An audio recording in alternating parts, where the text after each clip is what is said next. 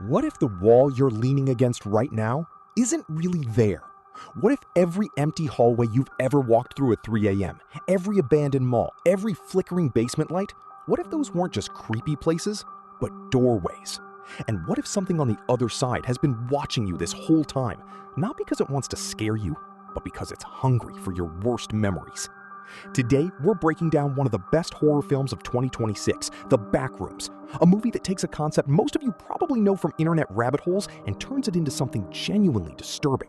And I'm not just going to tell you what happened, I'm going to show you every hidden detail, every symbol, every theory, because this film is layered in a way that most people completely missed on first watch. Current IMDb rating sits between 7 and 7.5 out of 10, and honestly, it deserves higher. By the end of this video, you'll understand exactly why. Also, quick note, this film is actually connected to a 2022 YouTube series that started the whole mythology.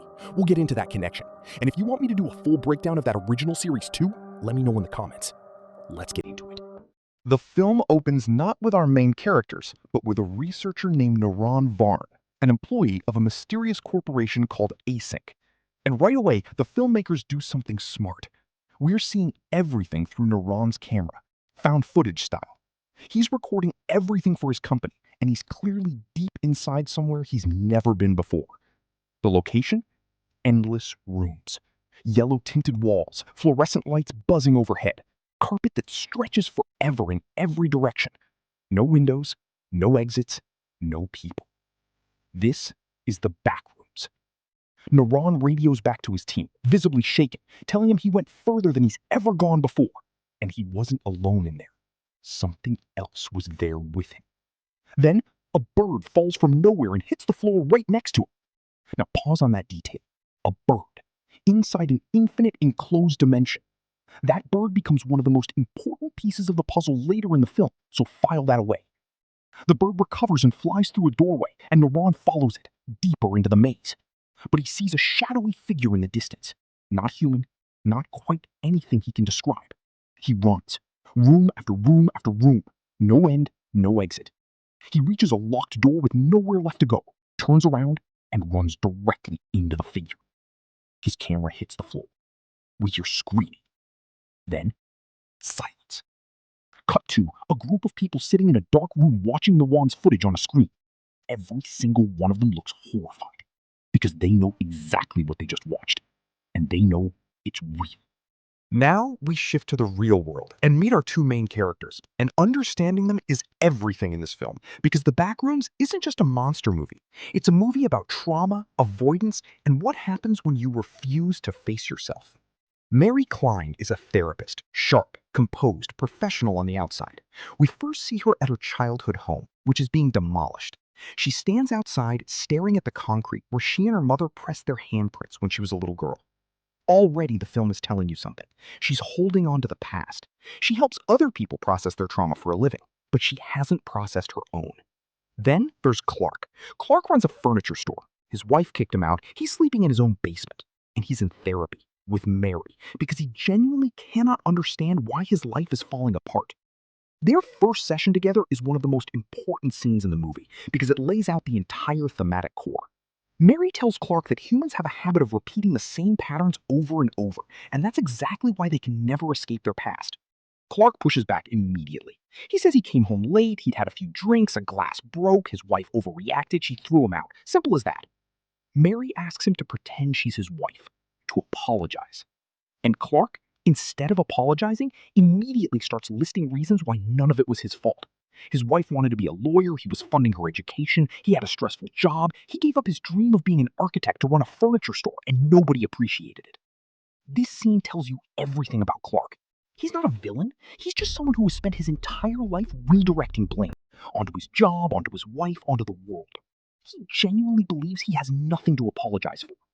And Mary? She sits there listening, helping him, while carrying wounds of her own that she's never let anyone help her with. Back at his furniture store, Clark notices something strange. The basement lights keep flickering. He calls an electrician who goes down to check the fuse box and finds something that makes no sense. Half the switches in the fuse box are normal. The other half are upside down, wired to something unknown. The box itself won't even open properly. Nobody can explain it. The electrician fixes the flickering and leaves. That night, Clark is watching TV when it glitches, and for just a second, the screen shows what looks like an empty room, with something lurking just outside the frame.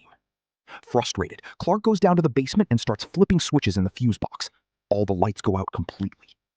And that's when he notices it. A thin gap in the basement wall, a crack of light bleeding through from the other side. He walks up to it, presses his ear against the wall, and passes straight through it. No resistance.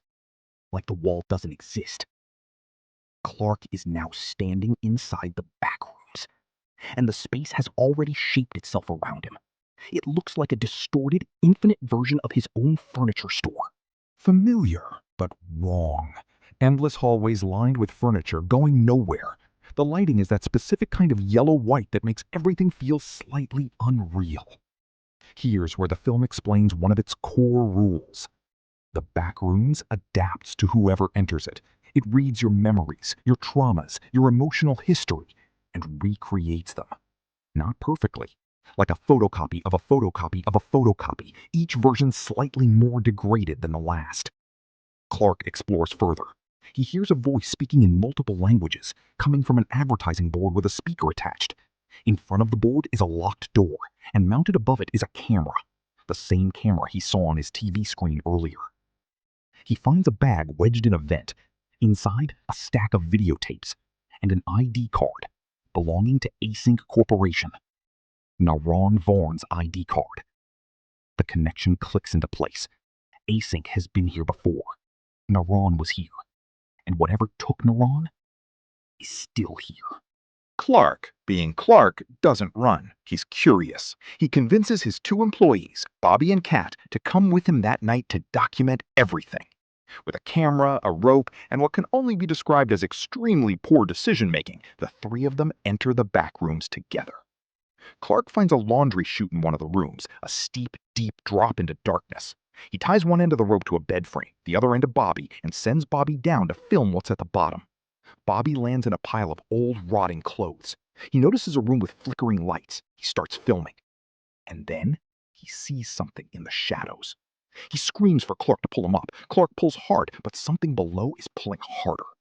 Whatever is in the Backrooms drags Bobby back down, fast. The rope goes taut, and because it's still tied to the bed frame, the force yanks Clark and Kat off their feet and pulls them both down the chute after him. At the bottom, Bobby's blood on the floor. No Bobby. Kat runs in after him. Clark runs the other direction and stumbles into a room with a Christmas tree, a man in a wheelchair, and a woman with a severely disfigured face, just sitting there, completely still. He doesn't stop to look. He keeps running. He hears Kat's voice through a wall, but when he looks, all he sees is solid concrete. Kat says she can see him through glass. He sees a wall. Same space, completely different perspective. The Backrooms is already splitting reality. Then, something picks up his camera. Blackout. Clark leaves Mary a voicemail, telling her he's found peace, that he's not coming back. Mary goes to the store. She goes down to the basement. She sees the map Clark made on the whiteboard, the outline he drew on the wall with a marker. She reaches out, and her hand passes straight through. She goes in. But the back room she enters is different from Clark's version. The furniture is gone, and the space she's walking through is beginning to incorporate her memories, because that's the rule. The moment you enter, it starts reading you. She finds Clark eventually. He's been living in there, and he seems calm, settled, almost happy. He shows her something unsettling. The people they saw earlier, the man in the wheelchair, the disfigured woman, the heavy-set man, Clark explains what they are. Still lifes. When someone enters the back rooms and then escapes back to the real world, the dimension holds on to their memory. It creates a replica of them, a copy that exists in that space indefinitely. But because the back rooms can't perfectly replicate anything, over time, these copies degrade. They look increasingly wrong. Their faces blur and merge with other copies over the years. These still lifes feel nothing. No pain, no fear, no joy. They just exist. Clark demonstrates by pressing a knife against the heavy-set man's neck. No reaction. Then he reaches into the man's torso and pulls out something that looks like bread and calmly serves it on plates. And then Clark does something genuinely disturbing. He places the scalp of the disfigured woman on Mary's head, almost like a crown, and asks her to play the role of his wife, to sit down, to listen to him. What follows is one of the most important scenes in the entire film. Clark says he's not sorry. He came home late. He was drinking. His house, his rules. And Mary, still in the role he's given her, finally says everything she's been holding back as his therapist. She tells him his biggest mistake isn't what he did. It's that he has spent his entire life refusing to own any of it. He blamed his drinking on stress. He blamed the stress on his job. He blamed his job on his wife's ambitions. He blamed losing his dream of becoming an architect on her too. And when she finally had enough and kicked him out, he found a way to blame her for that as well. And here's the sharpest line in the movie. I can't change you, Clark. And honestly, you don't need to change. If you genuinely believe you're right, then stay exactly as you are. Just stop being surprised when the world keeps responding the same way. And Clark, maybe for the first time, actually hears it. Something shifts in the room. The disfigured woman stands up and walks away quickly. That's the signal. The entity is coming. Here's what the entity actually is, and this is where the film gets genuinely fascinating. The Backrooms doesn't just collect memories.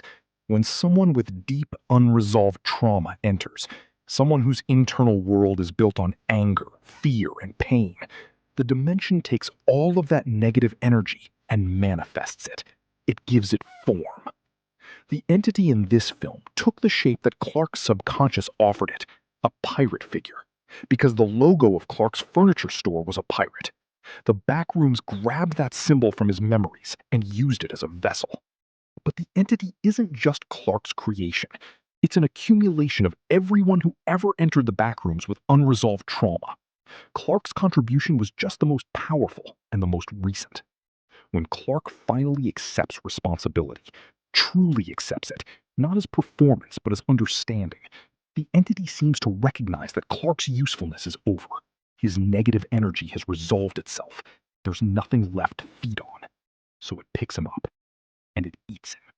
The scene directly mirrors a famous painting from Greek mythology, Cronus devouring his own son, afraid the child would one day overthrow him. That was the film telling you exactly what the entity is, a king of this dimension, consuming everything that challenges its rule.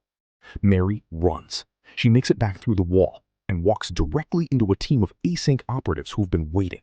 They've set up a gas trap inside the Backrooms copy of Clark's store. The entity follows Mary out, walks into the trap, and is captured. She wakes up in a research facility.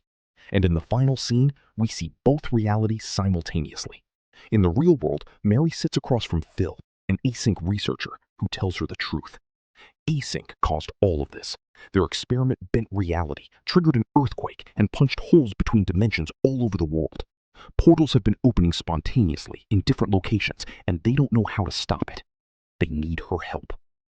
Inside the Backrooms, a still life of Mary sits in a chair, a perfect copy, already beginning to exist in that space. And surrounding her, a recreation of her childhood neighborhood.